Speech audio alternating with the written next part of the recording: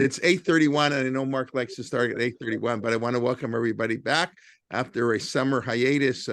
Wonderful trips to Portugal and to Greece, and other activities happening with us on the Torah in Motion end. And it's a pleasure to welcome back, as I guess just before Rosh Hashanah we'll get started. We'll be continuing for a few weeks on the letters of the Rav. We're talking about trips. Our Tunisia trip, Baruch Hashem, going to Tunisia in January 1st, if anybody wants to come. We had a trip in the summer, but considering it was 114 degrees in the daytime, we decided we'll try the trip in January, where it'll be nice and 70 degrees. And anyways, okay, but a pleasure to welcome back Dr. Marc, his wonderful teaching, and now that I get him back on Zoom. Bavakasha. Okay, thanks. I'll just say that it was only 114 when we were in the Sahara Desert. Other than that, I don't know if it was any worse than Europe or Israel. I was going through a heat wave. And as I said, I think I said it later when we were in Greece, the Ibn Ezra says he has what's called a palindrome, a statement that goes both ways. What did he say? Chom harav, the great heat, Sheba ba'av, that comes in Av, Shavar hamoach, broke the brain. You can read that backwards. Chom harav, Sheba ba'av, Shavar hamoach. So yes, Av is hot, and but with Baruch Hashem, we had a wonderful time. I do want to say something, actually, before we start. I just want to say, we're in a new semester, so many of you emailed me things. I'm only going to do two things, but I do want to say one other thing because I want to get right into it. But we have some Israelis here. We have travelers. Maybe you can help me out on this, because after the wonderful Greece trip we had, I flew to Italy. And I spent Shabbos in Florence. This is like maybe the 9th time I've been Shabbos in Florence. Every time I go to Florence. Most people go to Venice.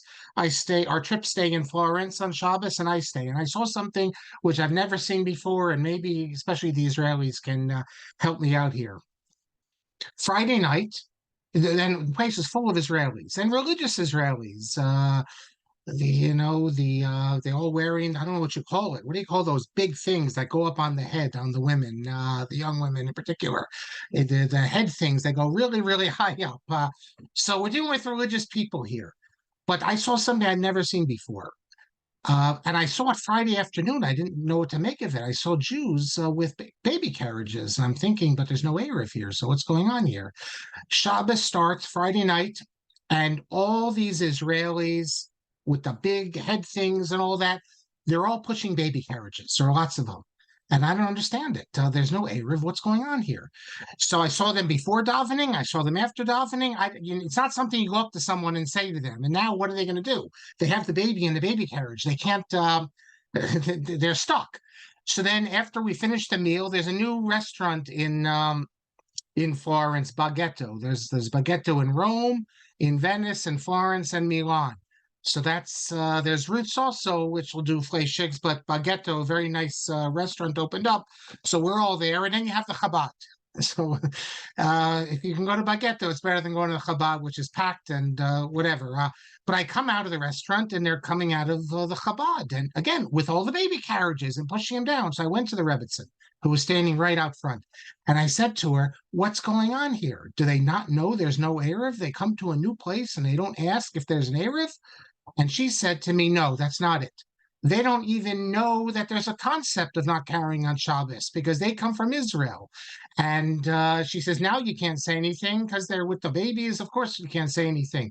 So at that time, is this even possible? Is there such a thing as a Jewish person, even in Israel, who doesn't know that you don't carry on Shabbos, and that because they grow up in Israel and there's Erev, they don't know? I thought that what I said is correct, that they just assume there's an Erev.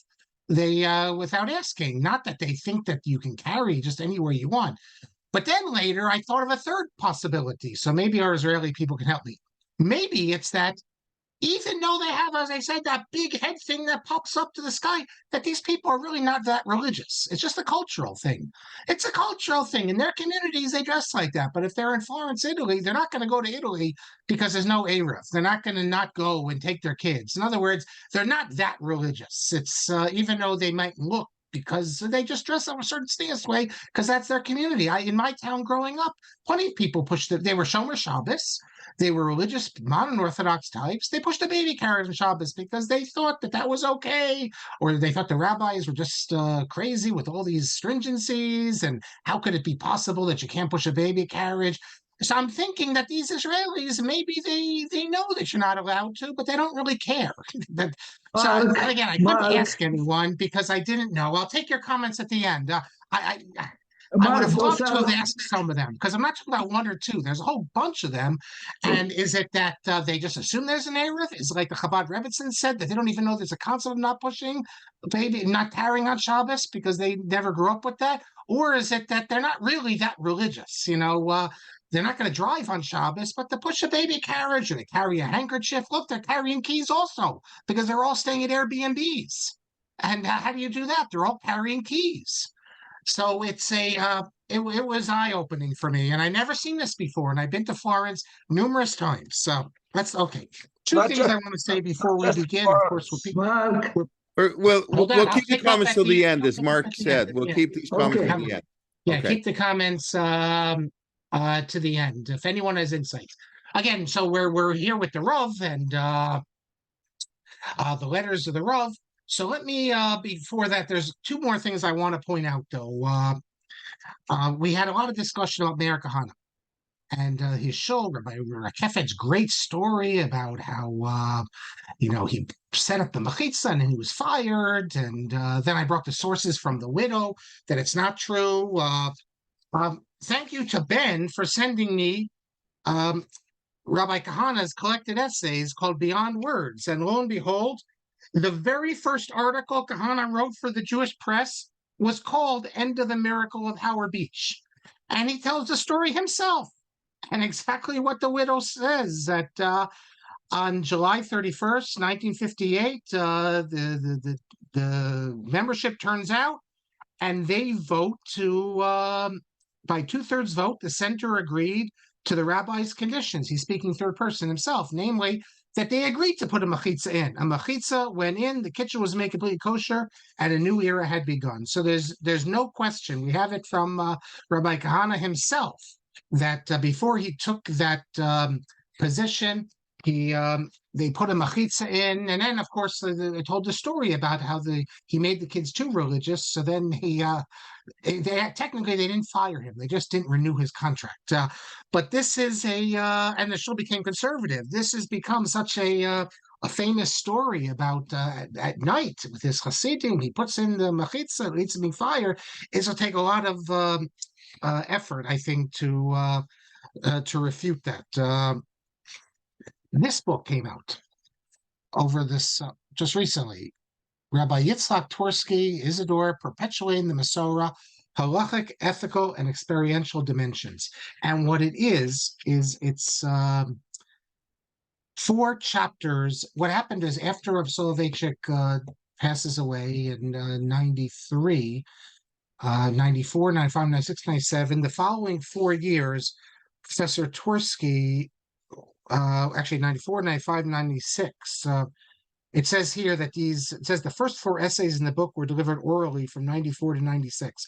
Okay, so one of them wouldn't have been on the York side. I went to one of them. The first one, I was there in person.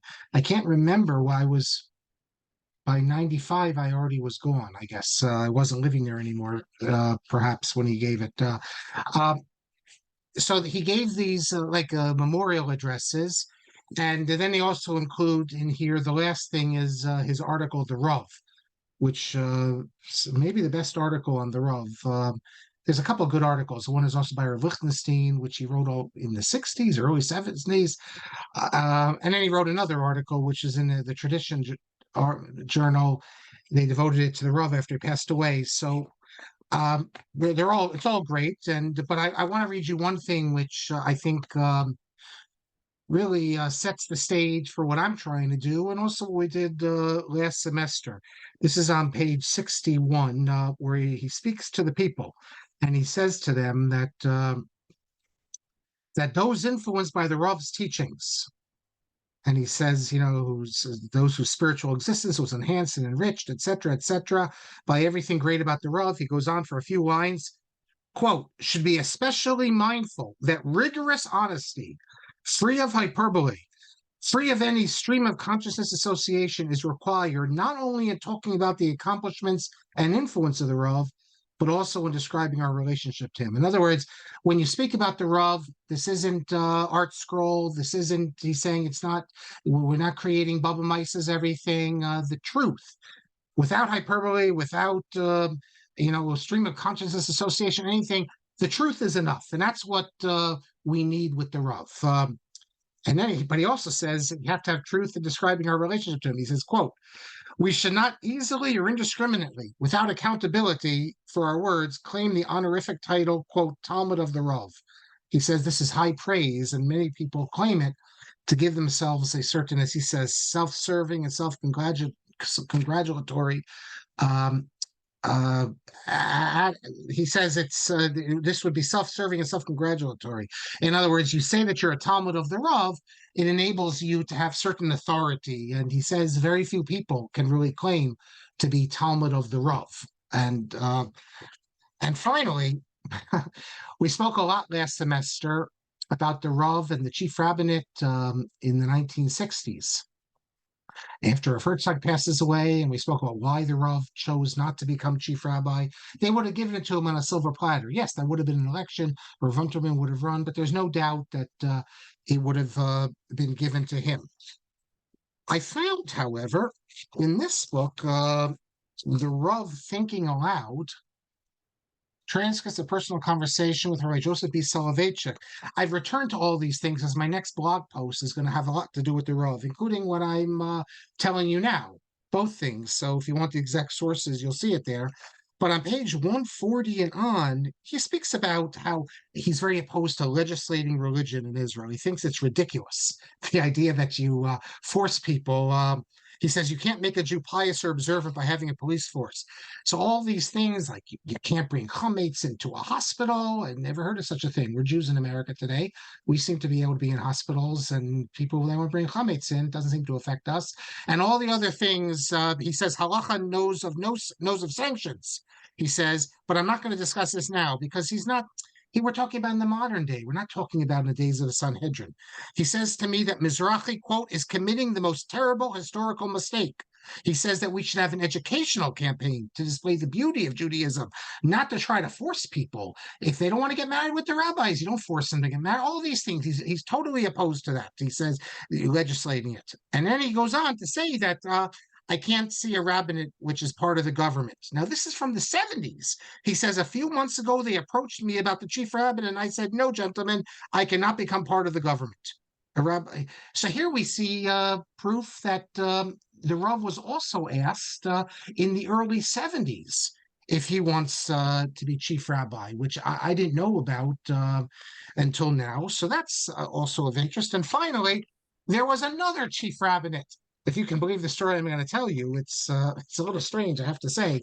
And I wonder if there's a mistake in his memory, but I'm holding a book here. The title of the book is Footprints on the Sands of Time by Bernard Homa. Bernard Homa, he lived to ripe old age. He's from his family began in the Machzikei Hadass in London. That was Rav Kook's community. His Rav Werner, who started it, I think was his grandfather-in-law. He wrote a book on Machzikei Hadass. He wrote other things, and this is his memoirs. And he says on page 127 that when Chief Rabbi Hertz dies in 1946, they needed a rabbi to replace him. Now, Rav Soloveitchik at this time was 43, and he's in America. And he wasn't that well known. He was Rosh Yeshiva, Yeshiva, but he wasn't the most distinguished person there then. I mean, he published halachic man, so people knew about him. But it's hard to imagine that in England they would want to take him as chief rabbi. But this is what he says. He says, quote, that among the several names that came up was that of the famous Rabbi Joseph B. Soloveitchik of Boston. There was no discussion as to his merits, but he was quickly excluded from consideration for a very silly reason. The chairman reported that he had been informed that he, namely Rav Soloveitchik, did not know how to use a knife and fork properly. His informant was clearly unaware that in the U.S., table customs are different than those in this country, and the allegations against him were thus not only trivial, but entirely without foundation. Okay, so they heard that Rav Soloveitchik doesn't know how to use a fork and knife the way they use it.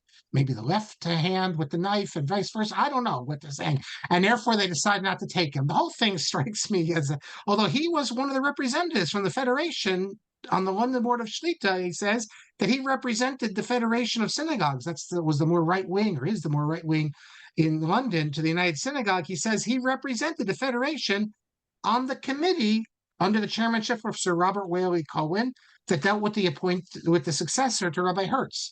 Now, he wrote this in 1990, or was published in 1990, and he's talking about things that took place 45 years before.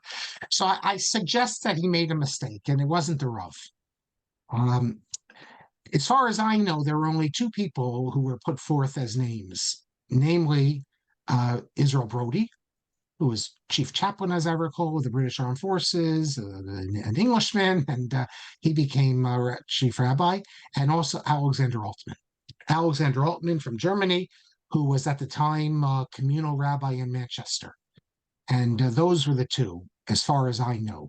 I think probably Homa is confusing Altman with the Rav. They both were studied in Berlin. Altman then later moved to the Boston area. He was at Brandeis. He was both rabbi doctors. It's impossible for me to imagine in England that they were interested in Rav Soloveitchik over here. So I think it's Rav Altman, Professor Altman, who I knew because he taught at Brandeis. Whether he had interesting fork and knife usage, I don't know, but that's my opinion. In fact, in the blog post, I just wrote it. I didn't mention Altman, but I'm going to mention that's who I think it's referring to. Okay, let us now begin. Pick up with where we are. And where are we? Well, we're continuing with the letters of Soloveitchik. We have some really great ones today. Repercussive, to use Professor Tversky's term. I see he used it a few times in that book, because important things that affect all of us. Women Talmud study. We're going to see today, hopefully, and other ones that affect all of us are what we're going to see. But I just want to finish up. If you recall, and if you weren't with us last semester, you can go on the Torah in Motion website or go on YouTube, and you can pick up class 15 of Soloveitchik's letters. Incidentally, now for those of you who like podcasts, take it with you in the car or for your walk, the Lieberman classes are being put on podcast. So you can go to Torah in Motion, and you can, I think they've done 3 of them now, and you can listen to that. We spoke about the Rav's long letter about being a chaplain in the army. The problem that maybe there could be a Chil Shabbos. Are you allowed to be a chaplain in the army? Do you have to try to get out of it? And we discussed in detail this letter of the Rav. I just want to call your attention to 2 things. First of all, Gerald Blitzstein wrote an article called he has a book called Society and Self, and in there he reprints his essay called Letters on Public Affairs, which deals with the Rav's letters. And he focuses on what I focused on, namely that the Rav at the beginning tells the people he wrote this to, that he's not approaching this objectively, that he has a subjective outlook in this. He can't imagine that halakhah would forbid people from being in the army, being a chaplain. And we saw it was difficult. The Rav, so for instance, the Rav really, at least I claimed that a lot of the individual arguments of the Rav are difficult, but when you put them together, then the reasons individually might be weak, but read together, they make a strong case. So for instance, I told you about how the chaplain doesn't have free will. He can't refuse it. I think I mentioned this. If they put him in, they might put him in jail, he says. It's on page 54. And if they put him in jail, let's say they tell the chaplain he has to go somewhere, but it's not pikuach nefesh. And he said, I can't do that. And you want to put me in jail. So the Rav says that's pikuach nefesh. He says, granted, in the earlier times, they think of being in prison as pikuach nefesh because a medieval dungeon that really is pikuach nefesh. You can't say that about a modern American jail, but he says, considering the consequences of serving a prison term and its effect upon the health and mental constitution, and especially if it happens to a rabbi, one can't state with finality that it's exempt from this class of pikuach nefesh. And since there's a doubt, even today, we're justified. So even today, being put in the brig or being put in a prison is pikuach nefesh. He also says that if the Orthodox chaplains don't obey orders, it'll affect the political status of Jews in this country. And that's pikuach nefesh. So you could say, well, this is stretching it, all this. So yes, I acknowledge that maybe it is stretching it. Or are Jews really going to be put at risk because the chaplain says, well, it's the Sabbath, I can't do that? But when you put all the arguments together, it makes a strong case. And as I said, the Rav says that I'm not approaching this objectively. So Gerald Blitzstein, Zichrono Livracha, he picks up on this and he says it's clear that after he quotes some of the passages that he's not looking at pure halachic formalism or anything like that. Blitzstein says the Rav was not about to adopt the, quote, mathematical model of the halachic process so admired within certain segments of modern orthodoxy, a model envisioned as automatically spitting out halachic solutions solely on the basis of objective expertise. Basically, that the post takes a computer. Now, I don't know, where do we find in the modern Orthodox community that you have this, quote, mathematical model that halakhah is a science, not an art? And then it's just, yes, Rabbi Bleich, that's how he portrays halakhah, but I wouldn't consider him as being part of the modern Orthodox community. Does Rav Shechter? As far as I know, Rav Shechter doesn't have this model at all. So I don't know who he's referring to when he speaks about this process so admired within certain segments of modern orthodoxy. But then he says that the Rav's essay, Halachic Man, actually provides intellectual raw material for that notion. Because if you read Halachic Man, he does describe halakha differently than he does here. He describes it as sort of an objective science, and you have to move beyond all these personal feelings. So which is it? Is it halachic? Are we supposed to look for halachic man as our guide or not? It could be that there's not a stira. Maybe the Rav thought that in theory, halachic man should be the model, but in this earth, it's impossible to get there. But if you read his essay here on the draft, he makes it clear that that's not the model. So I don't know. It's an issue that people have discussed. I'll also add that the Rav tells us he's not being, quote, objective. He has a goal. He might not get to the goal. He might not be able to prove to his satisfaction that you can, just without any issues, be a chaplain in the army, and any Chilul Shabbos can be pushed aside because of pikuach nefesh or other considerations. But odds are he's going to get there because he says that's what he wants to get. That intuitively he can't imagine any other approach. Now, before you think, well, this sounds like conservative Judaism, there are many, many sources that can be brought in support of this. So, for instance, if you look in Rav Yehuda Leib Fishman Maimon's book, Sarei HaMeah, volume 6, page 113, Rabbi Maimon, who's a musmach from the Aruch HaShulchan. A lot of great musmach in the Aruch HaShulchan. Rav Henkin's a musmach. Rav Kook is a musmach of the Aruch HaShulchan.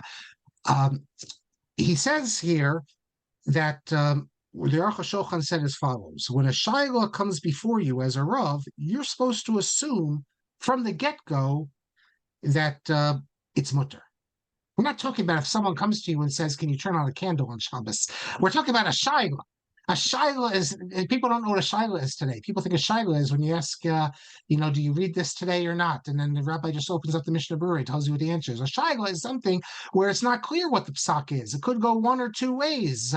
My son had a real shayla just the other day where they had the lock on their door was broken. You couldn't close it, and the guy was going to come fix it. He said he could only come on Shabbos. So can you do that? So you have to ask a shayla. It's not clear. I told him to call Rabbi Baruch Simon. So the Aruch HaShulchan, he quotes him as saying, when a shayla comes to you, that is when it's not clear and you have to investigate it, you start with the assumption that it's mutter. then you start with this assumption that the heter. If when you investigate it, you find that it's forbidden, then you have to rule that way. But you start with that assumption that Shela zo b'cheskat heter omedet. Only after you look in the Rishonim and you don't find that it's a mutter, then you have to say it's usher. And then the Aruch HaShulchan says that today, unfortunately, there's many rabbis who don't have the strength they don't feel confident, and therefore they assume that everything is usher and create problems. It's a big issue, the issue of so-called objectivity and how you examine psak, because the left wing in Orthodoxy, liberal Orthodoxy, is often, and not just liberal, modern Orthodoxy, from people on the right, they're often assumed, they're claim that, they come up with the heter, and then as soon as they get the question, they say it has to be permitted, and then they find the reasons. That is, so they draw the mark and then create the bullseye around it, or they're not objective. That's a claim that's often been made about modern Orthodox figures, that they're not objective. They're influenced. So maybe they're a Zionist, so they're influenced in one way, as if the Satmar Rebbe in his tshuvot is not influenced because he's an anti-Zionist. But this has been a claim often made, and I'll show you something. Which I found. I just found it actually last semester, and I kept it. So let me show you it. Rav Yitzchak Yosef. This is on the Suri website, or Rav Rashi. Rav Yitzchak Yosef gave a talk to the Dayanim and the rabbis, and he says as follows: that only when it comes to inyanei agunot mamzerut, only when it comes to matters of aguna and a mamzer is there a mitzvah hitametzlatir. Do you try to be mater? That is, when you have a Hilchos Shabbos question, you look at it, quote, objectively. But when you get an aguna and mamzer, then you start with a goal. He says, why? Because the Torah, we know, it has rachmanos on them, like the pasuk says. And he says, my father also was able to find all sorts of answers for the agunot and the Yom Kippur War, etc. Now, this is a bit of an exaggeration, because Rav Yitzchak Yosef would acknowledge other areas as well. If a poor woman comes in with a chicken erev Shabbos, if it's hefsei mamon, hefsei meruba, if there's you're going to lose a lot of money. I think the real issue between maybe the Haredi poskim, the modern poskim, is not about objectivity. Because Rav Yitzchak Yosef, as we saw, admits that in certain times you start with an agenda. You're not objective. You begin with the goal to free the mamzer. You might not be successful, but the point is that you're looking in that direction. So odds are you're going to rely on ideas and authorities that's going to lead you that. If you want to know if you can use this tea bag on Shabbos, you're going to start more objectively, because at the end of the day, if you say one way or the other, it doesn't really matter. It's not really affecting someone's life. I think the real issue is, let's take the women's issue, and we're going to deal with the women's issue in a few minutes. When it comes to the women's issue, you have modern Orthodox poskim who come up with leniencies or opinions that are not accepted in the more right-wing world, and they're accused of being influenced by feminism, all this. I think the issue is as follows, and I think on the right wing they would agree with this as well. Everyone acknowledges that at times you look at the halakhah and you're not, quote, objective. You have a goal, you're trying to reach it. You may not get there, but that's your effort. The question is this only apply in areas where Chazal and the Rishonim already charted the path? That is, aguna, mamzerus, hefsei meruba, a lot of loss of money. That's what Rav Yitzchak Yosef said. Only in the areas where we see that Chazal and the Rishonim told us we're not supposed to be objective, detached, that we can go in with an agenda and try to find a way out. Or can we extend that to say, okay, well, even on a modern issue, which, the role of women in the synagogue, I think that the right wing would say that no, in cases like that, Dafka, you can't, because the reason for you trying to approach this with an agenda, if that's the word we want to use, is because you've been influenced by feminist ideas, which are pasul. But when I, that is the Haredi posek, approaches freeing an aguna with an agenda, that's okay because that's what Chazal and the Rishonim told us to do.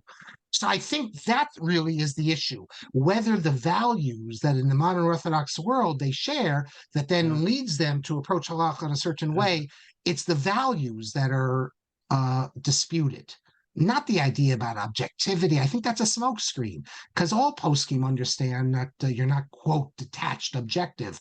The question is, when, though, do we say that this is suitable to do it or not? That's how I see it, at least. The next thing I want to look at in the book, we're not doing all the letters as I told you, but at least I'll tell you what's in the letters and then skip to the ones I want to get to. Is in pages 61 on, you have the Rav. He gave testimony to the Secretary of Agriculture.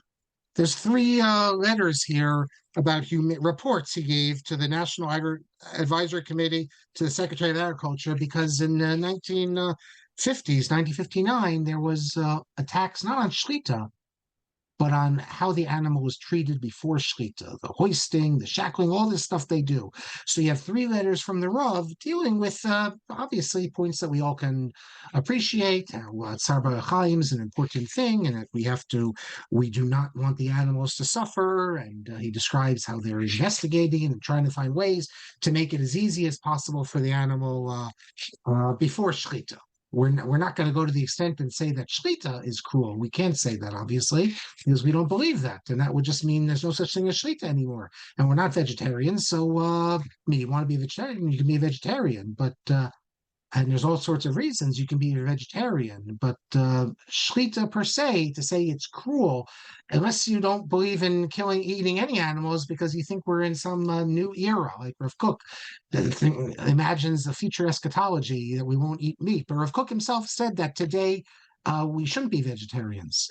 Apparently him on Shabbat, only on Shabbos he ate meat. But Rav Kook, but the Nazir, Rav Goren, they were vegetarians. So fine.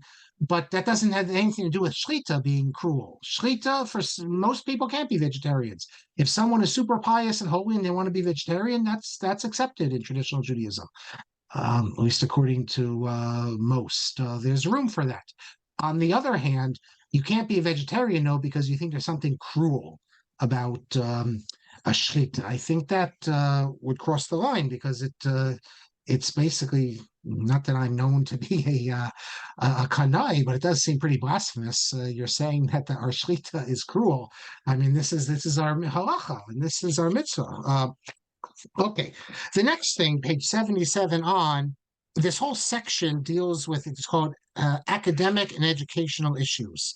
And very interestingly, you have here memorandum of agreement between REITs, Yeshiva College, and the graduate level yeshiva in Boston opened by Rav Soloveitchik. That's the heading that Rabbi Hufgott gives it. Many of you probably are unaware that Rav Soloveitchik in 1939 opened a yeshiva in Boston. Remember, 1939, his father is the Rosh Yeshiva, a Yeshiva Rabbi Hanan. His father died fairly young, and the Rabbi Soloveitchik doesn't assume he's going to be coming to New York. His job is the Rav of Boston. So he also wants to teach Torah. So he opens his own yeshiva. It was his father who urged him to. Yeshivas Heichal Rabbeinu Chaim Halevi. Chaim Halevi's grandfather of Chaim Brisker. So he opens this yeshiva, and who knows how the yeshiva would have developed if his father hadn't passed away.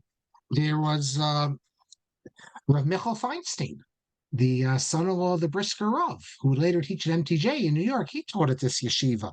I think Rav Scheinberg studied there, actually. You have to confirm this, though, but I think he did. Rav Yaakov Moshe HaKohen Lesson, who was the, some people here definitely remember him. He was the mashgiach at the Yeshiva Rabbi Hanan. He was a Slobodka, Musarnik. He taught there when he first was in America. So they have a memorandum that this Yeshiva Chaim Halevi, from 1940, they made this memorandum. That's a year after it was established, was to be a branch of REITs. So it became a branch. The yeshiva, after Moshe died, a few years after that, the yeshiva, it basically disappeared. It ended, and it wasn't much going on after that. It remained for a few years, even after Moshe Soloveitchik passed away. But I mean, he dies in 1941, so it remains a few years after that. But nothing really happening there at the yeshiva. But during the time, the few years it was around, technically, I think it was maybe 5 years. Yeah, you can get all the details in this book, American Orthodox Dreamer by Seth Farber. On he has a whole chapter here. Around page 43 and well, not a whole chapter, a number of pages. He went back to the Jewish Advocate, that's the Boston paper, and all the descriptions of it. So first of all, Rav Soloveitchik, he wanted this yeshiva not just to be advanced Talmudic studies for Rabbanim, but he wanted to be a Torah center. So all intelligent Jews, those Jews who want to learn Torah, would be able to go there. So he says the classes at the Hechel were made available to men of the Boston community. You have Harvard graduate students there and others. So it's not just a yeshiva for people to study Torah full time, but it's also in the evening. Anyone who would want to come and learn. Does he give a date? He doesn't. If by a few years after Moshe Soloveitchik's passing, it ends because by then he's already going to New York. So it doesn't just it fizzles out also because the Rav is not there. The Rav is in New York. The Rav was very involved in this yeshiva when it was there. I knew a man. He was an economist at George Mason University. His name was David Fand, F-A-N-D. When I knew him, he was not Orthodox when I knew him, but he used to be, and he studied in Yeshivas Rabbeinu Chaim Halevi, and he told me the following. And I mean, this is what he told me. This isn't some bubmeister. He himself, that one night, now remember, the Rav would have been not even 40 years old then. Very excitable, as you can imagine. One night, and they had like a building where they slept in. That might have been the room where the yeshiva was. He says that the Rav woke them up. I don't know if it was 1 a.m., 2 a.m. He woke them up because they had been struggling on this Rambam or Gemara, whatever it was, and they couldn't find a solution, and they went to sleep, and the Rav came up with a teretz, and he woke them up, all excited. You can imagine the Rav, the idea that someone may be thinking, well, couldn't wait till the morning. No, from the Rav, you have to know it now.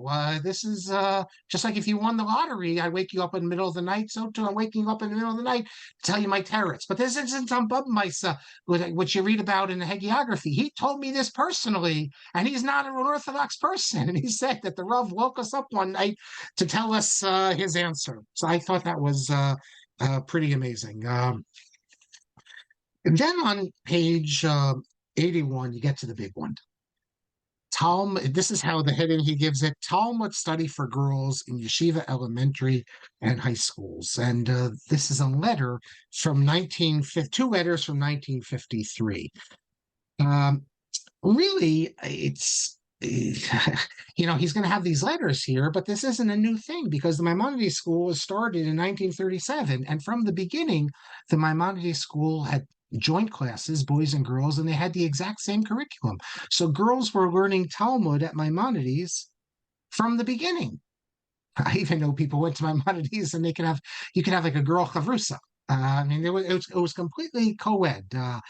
And so it isn't like something that the Rav, like, here's a famous picture of the Rav at Stern College.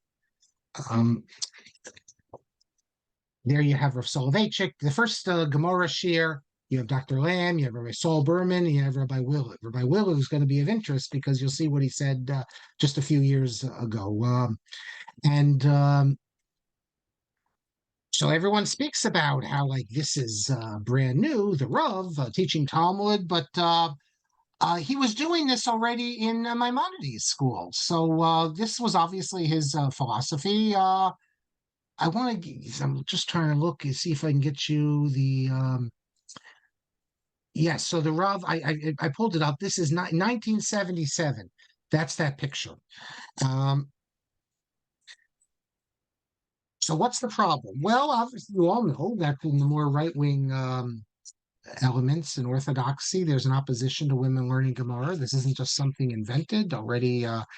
the Gemara, the Rambam, they speak about certain things that are not for women. They turn it into tifla. So however you understand these things, the tradition definitely was that they didn't.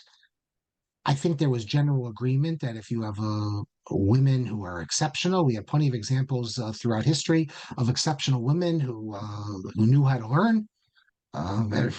From medieval times until the present, unbelievable stories like Rav Zalman Meltzer's wife, and you can go down the list. However, the idea that you teach the women as part of the curriculum, that was opposed, especially since that would fall under the category of what the passage that's so often quoted, that they would turn it into tiflis. So women, that is, men are obligated in Torah study, so we're not really so concerned. Yeah, a man can turn it into tiflis also. A woman's not obligated in it, so unless you know that she's of a high caliber and really motivated, you don't go ahead to teach them. I have to say, if that was all that you heard in the right wing, that would be fine, and they're entitled to say that and offer that reasoning. However, they often go further. I've heard them say, and I've seen it in print even, including by a leading Rosh Yeshiva in English, that women's minds are different than men's minds, and women's minds are not suitable for Gemara.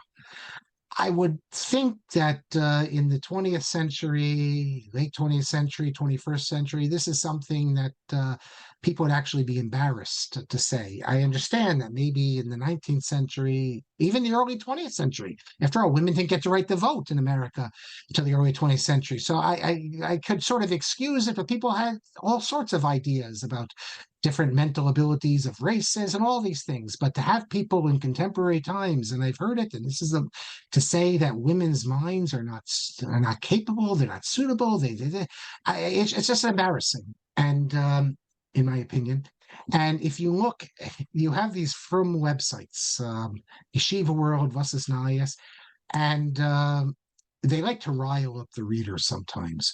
So sometimes they'll have an article which they know is going to rile it up. So for instance, if there's some thing like the woman's daf yomi, when they have like the woman's daf yomi, when they completed, there was a big siyum, of course we had, but then there was also siyum for the women in Jerusalem. Rabbi Farber, that whole siyum, and over 1,000 people there. My daughter was there. So of course, I think it was Yeshiva World, it had it, and they do it on purpose because then you get the comments. And then this also I can't understand. You have these people mocking the women.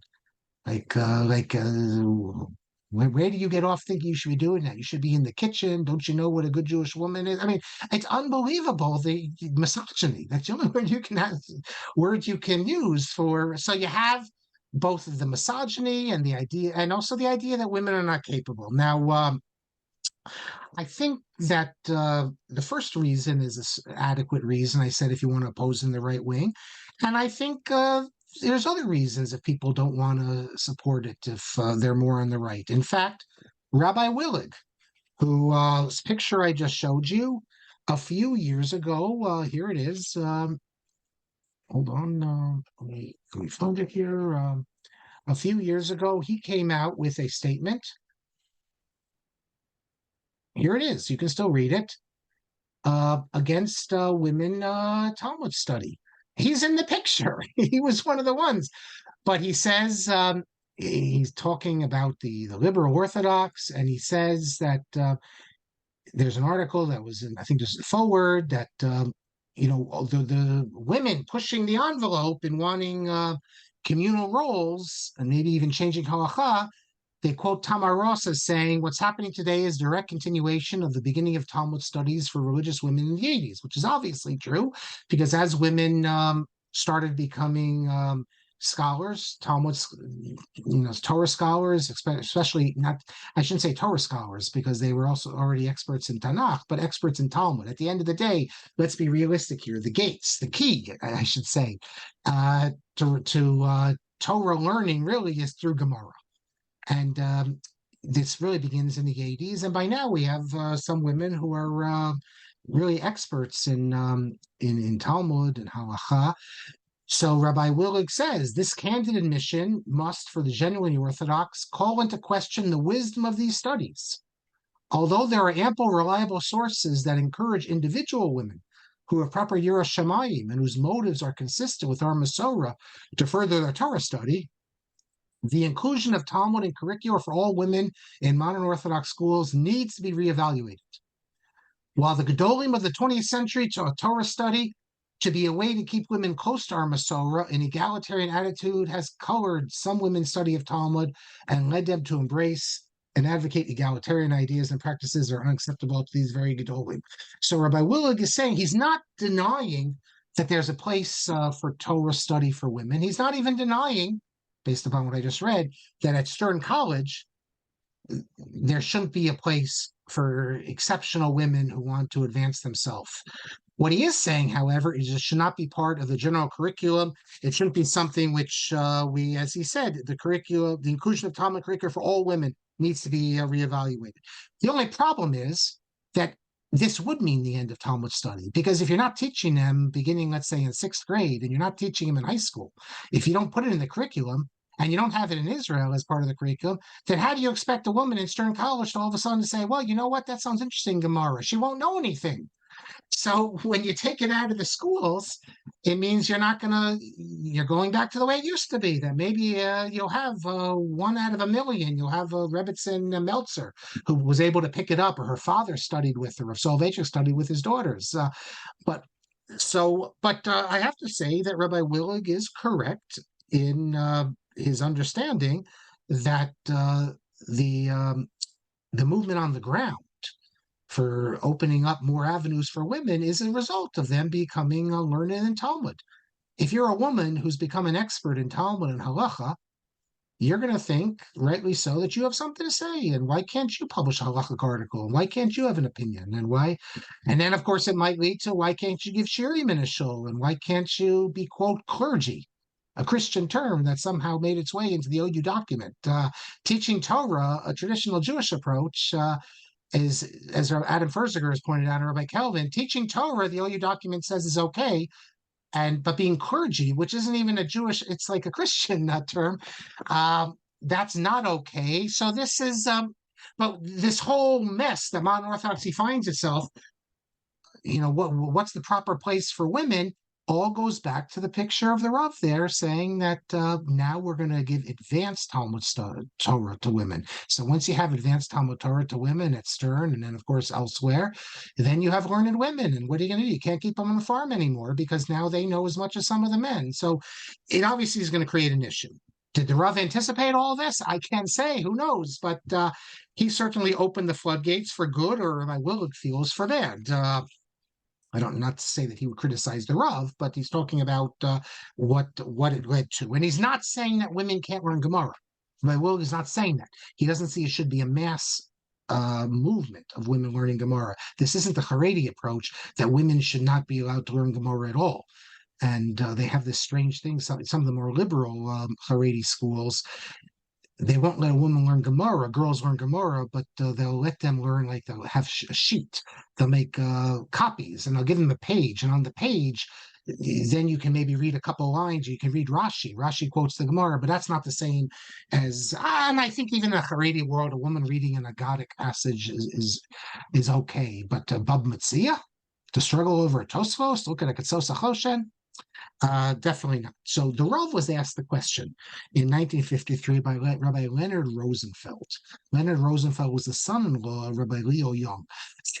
It's a bit ironic that it's Rabbi Rosenfeld because the Rav, when he first came to America, and then they had the scandal in Boston with the Shoch team, there were people who didn't want the Rav. They didn't know the facts, and there was the rumors that the Rav was involved in corrupt practices. But there was a whole article or an editorial in the YU Commentator that against having the Rav come. I think I don't remember the reason. If they said till this is sorted out, or just they were against it. And at least the evidence I've seen that this Rabbi Leonard Rosenfeld, who was a student, he was one of the leaders against the Rav.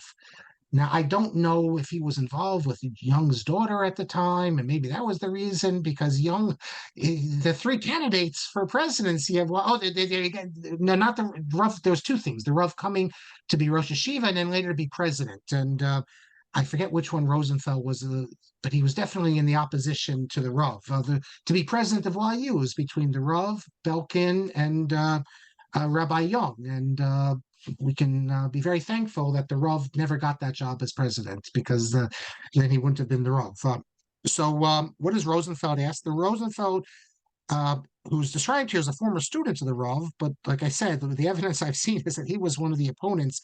I can't remember now if for the Rav coming, someone will probably know and email me. It could be that he was an opponent of the Rav becoming a Rosh Yeshiva, and then when the Rav became a Rosh Yeshiva, I think this is what is. He saw the error of his ways and became a big Talmud of his.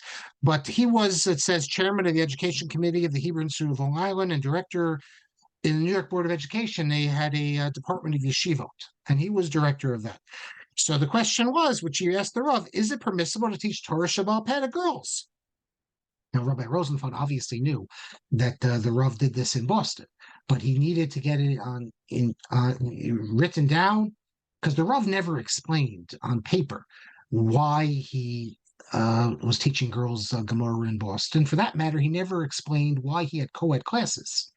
That strikes many people as more strange and problematic than teaching girls Gemara.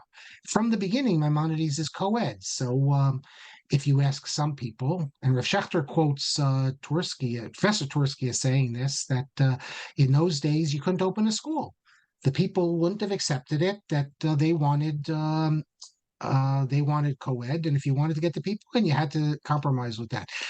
That doesn't explain then why by the 1970s they didn't split the classes. I have it on very good authority that Mrs. Twersky, Professor Twersky's wife, thought differently, and that the Rav's wife, and I believe Seth Farber told me this himself, that if not, then someone else who knew the Rav's wife, that he didn't know the Rav's wife, but he's seen all the documentation, that Mrs. Soloveitchik thought that girls' education would never be the equal of the boys if they were not in the same classes. There always would be this Plessy versus Ferguson, separate but equal, and that she thought it was very important. And the Rav came to see, she was the prime mover also behind this. The Rav came to see the truth in this. And so this is the big question. Did the Rav believe in co-ed education as a halakhah? Because he thought that if you don't have it, you're never going to have equality, and the girls will never be given the same opportunities. I lived in Boston for a number of years. Many people swear by that, and that's the lore of Maimonides, Lore, that's why it's co-ed. On the other hand, I lived in Boston, as I said, for a number of years, and I heard from just as many people that the reason it's co-ed is because, and these are Maimonides families, because when they established it, people, the whole idea of a day school was thought to be controversial. Many people said, are you crazy, Rabbi Soloveitchik? What do we want a day school for? We're not creating another ghetto here. We want our kids to go to Harvard.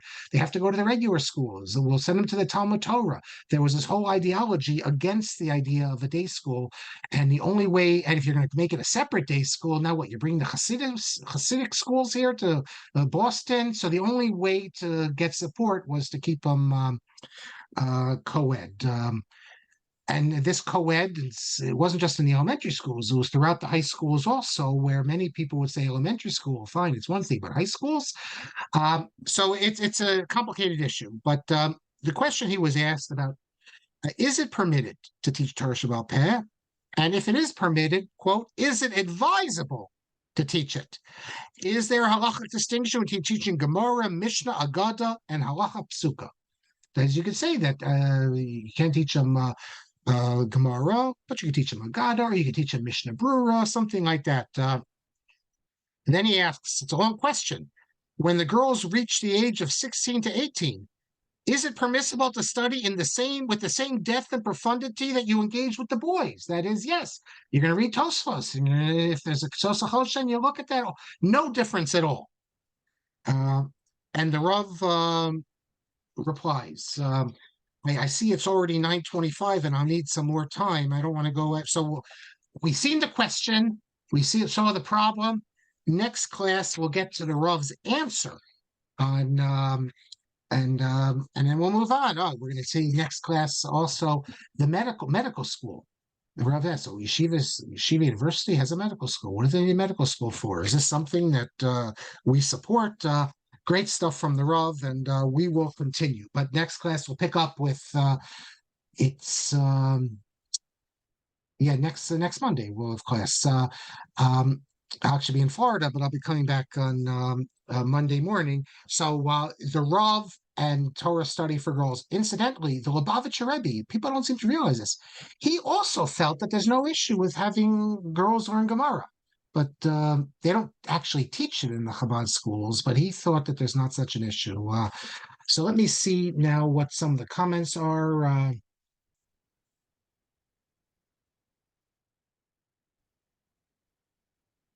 So someone writes to me privately that he goes to this Chabad center for the last 13 years, 4 to 6 times, and he has never encountered Israelis using baby carriages. So all I can say is that I've never encountered it either, but I encountered it this summer, like 4 weeks ago. I encountered it. We were also there was a whole family there from Zurich, Switzerland, and there's no eruv there.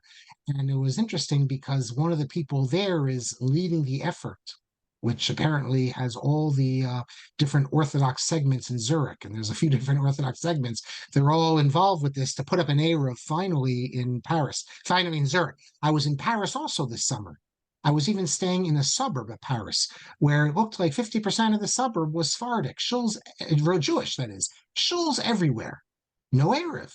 So I'm asking, why? Why is there no eruv? Why is there no eruv? No one can give me an answer. So finally, someone asks. He listens to the classes.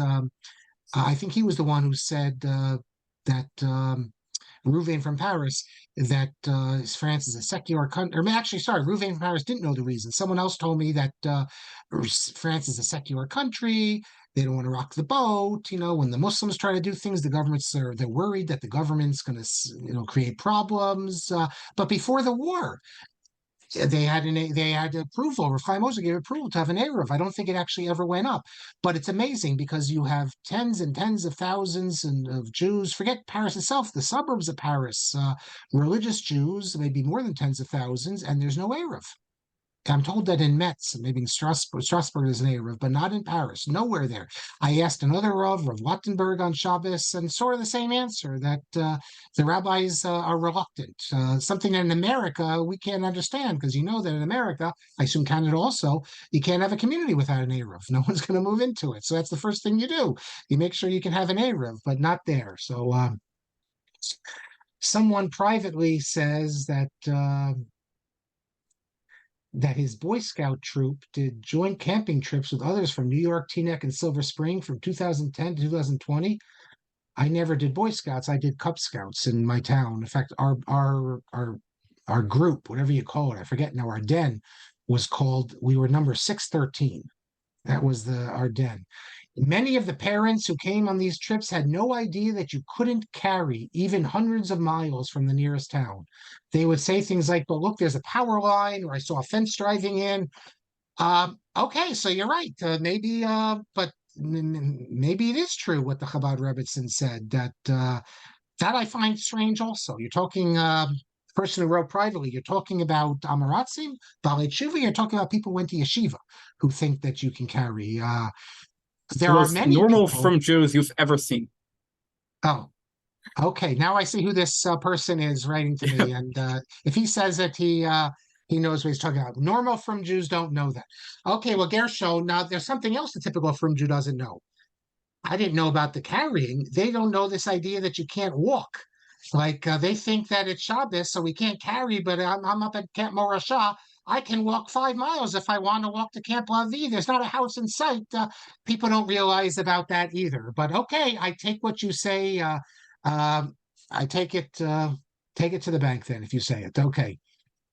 Marc says that most Chabadniks do not carry even when there's a kosher eruv, because the situation you say, they want their children to understand. They will, however, using small eruvin. Yeah, Chabad is strict on eruv. They don't. I always thought, and we have Rav Shamaria can comment on this. I mean, there's a whole dispute about eruvin in Chabad. Do they support city eruvin? And Rabbi Oberlander is putting up an eruv in Budapest right now, and there was a big backlash by many Chabad Rabbanim saying this isn't the Rebbe's approach. The Rebbe said small eruvin, but we don't do city eruvin for halachic and meta halachic reasons. On the other hand, a number of Chabad Rabbanim came out in support of this and said that no, that the Rebbe did support it, but you just have to make sure it's done correctly. Remember, in Europe, you need an eruv. In this towns, you need an eruv. The Rav Soloveitchik was his father was rabbi in Chasavich. That was a Chabad town. They had an eruv. Every town in Europe had to have an eruv. You use the communal oven. But big cities is when you have halachic and men-halachic issues. When they wanted to set up the eruv in Manhattan, Rabbi Schwab, he wrote an essay in Apardes, in which he opposed the eruv because he said people will then think you can go out and play tennis on Shabbos and do all sorts of things. And Rav Kasher has a very strong response to him. First of all, Rav Kasher says, what about all the people who basically are Shomer Shabbos but carry handkerchiefs and things like that? Here, we're saving them. And second of all, you can't make up your own gezeras, he said, and said that, well, we're not going to have an eruv because of X, Y, and Z. The fact is that there was the Tshuvas Harosh. The Rosh says a tshuva where this rabbi says he doesn't want to put up an eruv. He probably had those sort of type of menhalach reasons, and the Rosh says, I'm going to put you in cherem if you don't agree to put it up, because this is part of rabbinic Judaism. And what are you, a karet? You're denying it. And so Rav Kasher and the Gedolim agreed with Rav Kasher. All the Gedolim agreed that you have to put up an eruv. Those who opposed the Manhattan eruv, it was because halachically Manhattan, it's Rosh Hashanah, there's other problems, but none of the people who opposed the eruv used this argument of Rabbi Schwab that we have to create a certain Shabbos environment and the eruv is going to get rid of it. I heard from one of the Rabbanim in London. They put up an eruv in London, Golders Green area, and this was done by the Badats. The Eidah Haredis came and put it up, but some of the very extreme, the most extreme Hasidic type of communities in London, they have their own separatist, basically, group over there of was it the Union of, in English they call it, I think, the Union of Hebrew, I don't know what they call it, I forget the exact term, but those in London, who I'm referring to, and I was told by one of the Rabbanim in London that the reason they opposed the eruv was for cultural reasons, not halachic reasons. That all of a sudden you're going to have the women pushing baby carriages going to the park, and the men and the women will be there while the kids play in the park, and that they didn't want. They didn't want women in the park. So this is a way to keep them at home, and which is crazy because there's halakhah. You need to set up an eruv. Rabbi Kelman says the Rav Shechter on more than one occasion told us that everything is mutter unless you have a specific source that it's usher. The Shach says that in the introduction to Yeridea, he says that, as I recall. So I mean, that's been the approach of many, many others. And Marc says regarding the Aruch HaShulchan stance on shilos and starting with the stance is mutter until we find it's usher.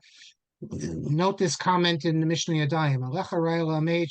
Yeah, you need anyone. That's what it means, by the way. Kocha de hetera adif. I mean, anyone could say it's usher. You need, but it's easy to say it's usher. But you need kocha de hetera adif means that not that it's better to be mekil, but it's actually, let me take that back. I'm forgetting now the exact lashon of Rashi, so I don't want to quote it. But the idea that you can't just, what he quote here from the Mishnah, that you can't just say something's usher. You need a proof for that. Gershon says, is it possible that Bernard Homa confused the Rav with Rabbi Kapo Rosen? Was he not considered as a chief rabbi in 46? I don't know. You're from England, so you might know better. We can ask his children, but I don't know. I've never heard that a couple Rosen was considered for chief rabbi in 46. Was he? Written to Jeremy Rosen, who's a friend of mine, and I'll get the answer from him. Yes, please ask him. I know Jeremy Rosen also. Ellen says, and she's from Boston, that girls and Talmud at Maimon High School did not start to the 50s. Okay, well, but it started. I want to read you something here from Tova Lichtenstein. She says that I'm going to pull it up for you so you can see it, and then we got to then figure out what's going on here. But let me pull it up so you can all see. Let's see. The last issue here, because just so you see that I'm not making this up. Hold on. I just saw it before, so let me. Um,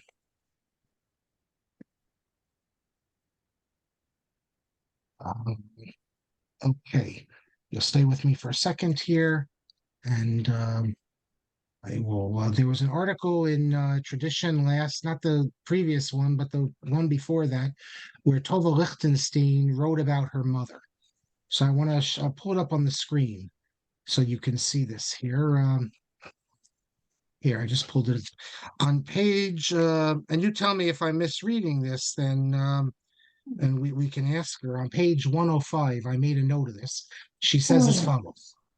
This is Tova Lichtenstein, page 105. The school offered a dual program of Jewish religious subjects, Chumash, Gemara, Tefillah, Jewish history, etc.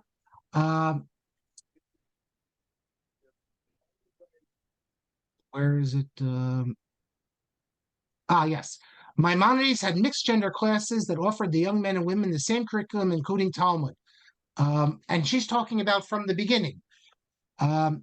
She's saying that in New York, you had Yeshiva Flatbush and Ramaz were co-ed, but young women's schools did not offer them Talmud studies. So what can I say? She's saying there that I went to Ramaz. I learned Gemara in 6th grade. Yeah. No, I understand that, but I'm saying that she and that would have been also early on, but I'm interested in what Ellen says, that girls did not study Talmud in the high schools. You're saying to the 50s? The high school Mrs. Tova Lichtenstein says, she says, Maimonides had mixed gender classes that offered young men and women the same curriculum, including Talmud. And she says also that from its beginning, the school offered a dual program of Jewish religious subjects such as Chumash, Gemara, etc. Okay, Mark? Yeah. So number one, at least last I knew, Talmud starts in the 7th grade at Maimo. So if you go to 8th grade, I guess there is Talmud, but the high school really did not start till the 50s. But I understand, but the boys and girls were in the same class. The boys were in Gemara. You tell me they removed the girls from the class? Grade, everybody learned Gemara. No, but 9th grade, boys and girls are in the same class. In the 9th grade, yes, but in the that doesn't happen until the 50s. No, I'm just saying what you were reading was, I think, from long before. No, boys in Maimonides were studying Talmud in the 40s, right? Boys and girls classes were together. Yes, right? 7th and 8th grades. But they were together in high school also. It was always co-ed. That's in a high school. Okay, so when was the first high school class? It's in the 50s. Okay, so it's the same thing then. I don't know when the first high school. Soloveitchik is the first graduate, right? He's the first graduate. He's the first class. He's born in 1937, I think. So 47. So by 1950. Okay, but same thing. But thank you for that. Yeah. Well, someone privately says Rav Hutner told Rav Simcha Kraus that under no circumstances can he open up a co-ed school in St. Louis, but he did, and that started his shift to the modern Orthodox world. Marc says that in Nefesh Harav, Rav Schechter cites the Rav as saying, when I opened my minds in Boston, I had no choice. I had to have the co-ed classes. Yeah, that's he quote. But if you look in Nefesh Harav, who does he quote there? He doesn't have independent knowledge. He actually quotes Professor Twersky as saying that. So that's his source there. And it's also the context. In Boston. In the context, when he writes that, he's claiming that the Rav couldn't understand why he never uses it by name, but it was obviously Frisch was opened, and that's what generated the second comment from Chaim Soloveitchik. That's what I'm saying. So you can't get much closer than Professor Twersky, the son-in-law, when he's saying that. Yeah. And I heard these all things in Boston, but I heard again the opposite. So I wasn't there. I can't tell you. Maybe he thought. You say Chaim Soloveitchik quoted his father. Yes, I heard this also, that his father felt that it was not a halachic issue. Well, if he thought that they could be together, he thought that it's not an issue. But the question is why he opened it. Did he open it because he thought this is the best thing to do, or that girls will not get a good education otherwise, or was it the pressure of the Boston community? He felt he couldn't, and that we get two separate answers depending on who you ask. And I'm sure, I don't know, leave it at that. Someone says, Dove says that on an Eastern shuttle flight from Boston, New York, he once asked the Rav about girls' Talmud study and Maimonides, and he answered that the level of learning there should be considered Torah shechita, not Baal Peh. Okay, so the question is, though, Dov, was that, sometimes we have answers that are answers to the person who's asking. Was this an answer given to a yeshiva bacher who's going to a different yeshiva and a more right-wing yeshiva, and he wants to give an answer that'll maybe satisfy this yeshiva bacher, or if the yeshiva bacher is going to go back and tell the people at that yeshiva what the Rav said, that it's more palatable, or not. Also, I could say, Rabbi Dov, that look, at the end of the day, anyone in high school, is anyone really learning high-level Gemara at our schools? Maybe in the Haredi schools, but how many people really are? But unless you learn the Torah Shebechsav of Gemara in high school, you're not able to go on to learn Torah Shebaal Peh at the higher level. I mean, in high school, we're struggling to read it and get the language and the formulation. But if we don't do that, then we can't move on. And okay. Eli, regarding Israelis carrying incisions on Erev, I've been on numerous trips with Israelis in Europe and elsewhere, and many of them carry handkerchiefs and glasses. I think that in many cases, it's a lack of knowledge of halachos and Erev. My question, though, Eli, is it possible that these are people who are just not that religious, who just have this attitude? I grew up with this. I remember the baby carriages in front of the shul on Shabbos. I remember people. We didn't have an Erev in my town until the late 70s. Other very religious people, at least I thought they were religious, would carry handkerchiefs on Shabbos. There just was a sense that handkerchief, you can tell me a handkerchief is a problem? I saw my father carrying a handkerchief on Shabbos. What could be wrong with it? Or carrying, a talus on Shabbos. So I'm just wondering, the people who are carrying handkerchiefs and glasses, maybe they're just not so mocked on it. And if you tell them, they're just like, well, that's a little too frum for me, In Israel, it's not an issue in Israel, because every city in Israel is an area. People don't even think about this. I know, but does that mean there's such amaratzim they don't learn in the yeshiva that you can't carry without an erev?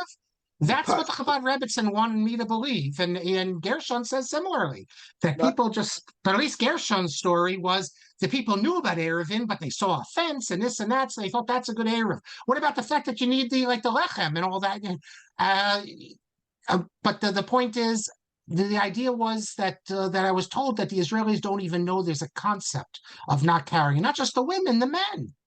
Is that realistic that people don't know? Well, Gershon didn't say that. Gershon before said they knew there's a problem you can't carry, but they thought that this satisfies an erev. Maybe there's a lot of trees around us, but I was told that the people in Israel don't even know that there's an issue of carrying on Shabbos. Unless I hear more people confirm that, that would mean that the school system in Israel are pretty low level. That they're teaching basic halakhah Shabbos, they don't know that? Come on. In an army base, it's a problem. By the way, it's an army base, it's a problem. All the army bases have tshuvas of Rav Goren has a tshuva. What do you do on an army base? There's no erev on an army base. So what do you, on Shabbos? I can't imagine. I don't know. It's just hard for me to imagine. Mel says that for many years of tights, I went to a school, refused to allow an erev in Elizabeth. He finally allowed it, but only on the condition that the erev would be taken down one Shabbos a year, so people would know that you can't carry without an erev. Look, in Boston, they didn't have an erev either. That's because the Rav's tradition is very machmir. I think in Chicago also about the definition of Rishus Harabim. There's another rabbi who also does this. He'll remain nameless. One Shabbos a year, he announces it. I personally can't understand this because half the people don't realize. They don't know that the erev is down this Shabbos and they carry. And why should we? I think the better solution is you teach people halakhah Shabbos. But there should be a presumption. Of course, there's an erev. Everyone should live in a community with an erev, but you should know what the halakhah is. I think that many people, you take the erev down for one Shabbos, it's not that they don't carry. Half the people don't even know it was taken down or don't care, this and that. So Nathan Cardozo has the minhag of making, of obeying the laws of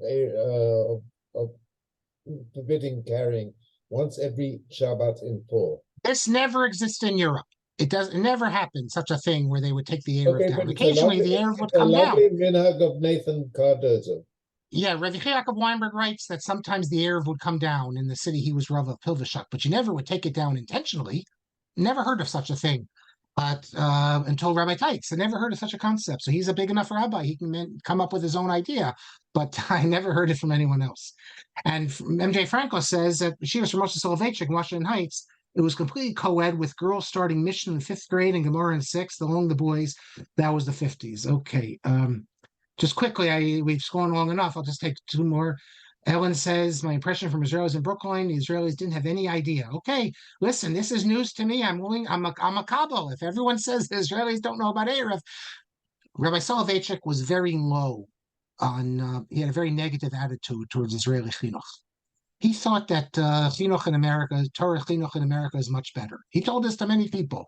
And if you're going to really tell me that they don't know about this, then I'm starting to have questions, at least of our chinuch, dati chinuch, not the Haredi. And finally, the last thing Marc says, did they really take the Erev down or just tell people they did? Excellent question. I don't know the answer to that. I would hope they just said they took it down, because at the end of the day, you still have the problem of people carrying small things, either because they don't know the halakhah or they don't care. And then you have the issue of people not realizing that the Erev is down. So I hope that they are saying it's, and someone privately says that from Hungarian Jew would carry a key on Shabbos and say it's only a key. That's what I'm thinking, that maybe the people I saw in Florence were thinking. It's only, it's a baby. What are you going to do? Okay, last comment, and then we'll end it. In Lower Merion, there was a hotline announcing whether the Erev was up, and very few people called the hotline. We used to have a hotline in my town, and I'm trying to remember where it was. Not in West Orange, where I lived. I don't remember what town it was. I lived in Brooklyn. I lived in West Hartford. And no one called it. And I asked the Rav, and he said, you don't need to call it. At the end of the day, there's a chazakah.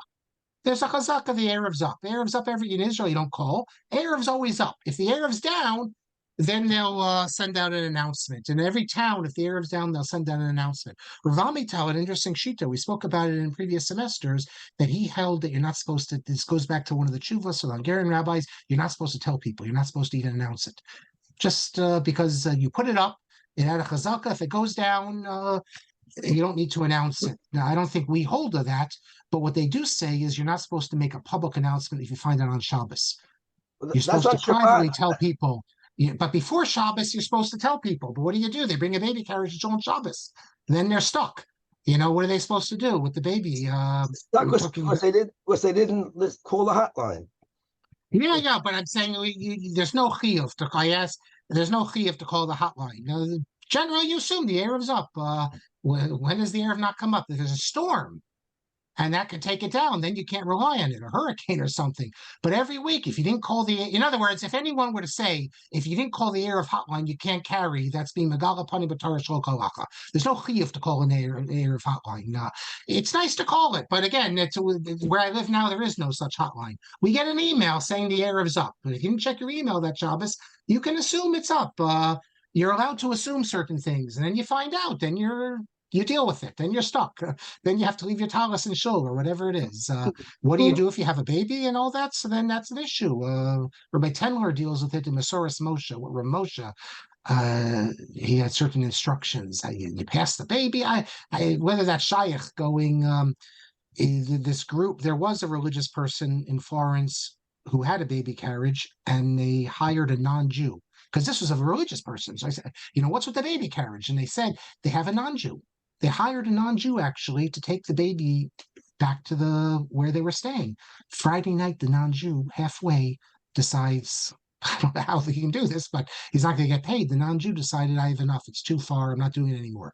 So the non-Jew just left the baby carriage with them and said, I'm not saying no choice. They had to push it. What are you going to do then? Okay, Hadassah, you said, yes, we all get the email each week. But I know before we had emails, you'd have to call it. And if you didn't check your email, you can assume that the Erev is up on Shabbos. This doesn't come from me. I'm not the posek. I asked when you had to call in. And who remembers to call in? So I finally asked the Rav, if I didn't call in, can I? He said, no, you can still rely on the Erev. The Erev's kosher. But it's nice, you should call in. But no one ever called in. But today we don't have that anymore because we get an email. Each Shabbos we get an email. The Erev's been checked and the Erev is up. Okay, everyone. Rabbi Kelman, are you with us? Thank you. Yeah, of course I'm with you. What do you mean? Of course. I think the last time the Erev was down in Toronto was when the Pope came. I have to correct me, Torontonians here. About, I don't know, 15 years ago, and the Pope came 1 week. So they had to make a big error. So they took down the error. So they made a big announcement. We knew in advance that the Pope was coming, no error. So that's okay. Okay, when the Pope visits, so that was kind of cute. But yeah, Marc grew up in a city, of course. Toronto is one of the early eruvin. After St. Louis, I think we're the second eruv. It's the third eruv. After St. Louis is the first, New York is the second in North America, New York Toronto's the third. before, and then Toronto, of course, Rabbi Price built the eruv. I just got his Yeah, contract. but the Toronto one got the They Toronto one. when they puzzled the Toronto eruv. one got all the. Rabbi Kelman, Rabbi Graubert built the eruv. No, Rabbi Graubert built the eruv, and Rabbi Price then extended it and was makshir. Yeah. And then when Rabbi Sofer came to Toronto in the 80s and he puzzled the eruv, then we had a big eruv controversy here. With Rabbi Feldman. And they just published literally 2 months ago, and Sam Silverberg, who was a big Talmud of Rabbi Price, gave me the Rabbi Price's books are always very big. So in the back, he had the Kuntras. He was in his 80s. Answering all the shilas why the eruv is still the old eruv is still good. Took them about 10 years, and they built a new eruv and whatever. That's actually a sad part of the history of Toronto because it split the people who continue to carry using the old eruv, and the people, and many of their bunning. Well, if you're asking already, don't care. It was not the pleasant in the late 80s. Big controversy over the eruv here, but anyways, but they do have a new eruv. But that was Rabbi Price. It's a big eruv. Anyway, that's eruvin always brings out interest in the Jewish community. What can we say? Anyways, thank you, Dr. Marc. Please God, we'll see you next Monday. Have a bite to eat after some Gedalia, depending on when you know where you are, and then come back to Shiurim, because all our regular Shiurim this week. As I mentioned earlier, 2 announcements just to know, besides all our plain Shiurim. Simi Peters is doing, Sefer Yonah. She asked to do an extra week. This was going to be her final week, but she said she'd like an extra week, so there'll be 5 weeks instead of 4 this Wednesday and then next week. And cousin Joseph Malavani. We did this 3 years ago. We're now going to do different stuff. He's going to do like Nusach HaTfilah, understanding Tfilah through the actual Nusach HaTfilah.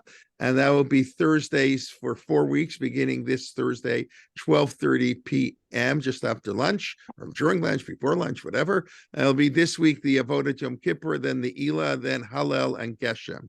So we'll do 1 week each, depending how and he'll sing, and he'll play this piano, and should be very interesting. And please God, I will be giving my regular shir on the Machzor now we're doing on Friday morning. I'll be giving at 9 o'clock. I know it's Erev Rosh Hashanah, but those who can come, very nice. And anyways, okay. And Parsha Thursday night, all our regular shiurim during the week. Okay, everybody be well. And Laila Tov, and thank you very much. Nice to see you all back, and nice to have Dr. Shapiro back with us. And we look forward to great learning as we go into the year. And those I don't see before Yontif and haven't spoken to, all the best for a wonderful year. Health, peace, happiness, all good things. Okay, thank you, everybody. Laila Tov.